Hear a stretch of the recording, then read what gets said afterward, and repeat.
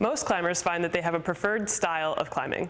You might love the powerful movement of overhung climbing, or gravitate towards delicate slab moves, or anything in between. Hi, I'm Dana. I'm a climbing coach with Project Direct Coaching, and I specialize in movement coaching and mental training, and especially the intersection between the two. In this video series, we're going to give you the tools to analyze your own movement skills and teach you how to design drills that level up your blind spots. Today, we're going to talk about why climbers should consider movement skills as a foundational pillar of their training. Let's go. We get good at what we practice, and you've probably developed a set of movement skills that have helped you become pretty good at your favorite style of climbing. These movement patterns help you do more of what you love with less brain power. But here's the thing. Your tried and true movement patterns have blind spots. And when you only practice what you're already good at, you're missing opportunities to expand your movement toolkit. Most climbers who train know that they should work on building strength. But if you're only building strength without also training movement, your effort might not be going as far as it could. Here's an analogy. Imagine you're learning to speak a foreign language, but you only ever learned new vocab, you never actually practiced speaking the language. You'd be able to show off your flashy new vocab, maybe like as a party trick or something, but you wouldn't actually get closer to your goal of using your skills in a meaningful way. Improving your strength without improving your movement falls into a similar trap. Getting stronger feels cool, but if you're not also learning how to use that strength, will it really help you become a better climber? Here's head coach Carly with a specific example of movement training from one of our rostered athletes. Hey there, head coach Carly here, and we're going to give you an example of what we mean when we say ingrained movement patterns, because this isn't something that only happens for people at certain points in their climbing. It can happen no matter where you are in your climbing. So Gavin kindly let us use this as an example. He's one of our athletes, and he's climbed mini 513s, and we're taking a look at some movement patterns for him. This is actually in the previous summer.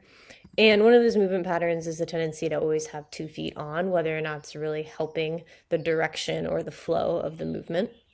So on this final move, he builds up a right foot and goes for this move, but he never really actually gets to load that right foot. And if we slow down and scrub this video a little bit, you can see that he is not using that right foot. The minute he goes to almost extend up through it, the right foot comes off before he even gets a chance to hit that hold. So my feedback for him was that left foot is really not helping him generate in this movement. The right foot is serving as the fulcrum of the movement. So I asked him to go back and try it again and to remove that left foot off the board and press it into the wall and flag. So a week later, he returned to the gym and he went back to this problem with that feedback in mind. And we'll watch him with this refined beta, and it's super subtle, right? It's not crazy differences, but it's making enough difference for him that he's able to do the move. So here he is. He removes that left foot, slightly wider base, but also he's able to actually load that right foot, which means he can extend up through it. And the first time he tried it, he made this move.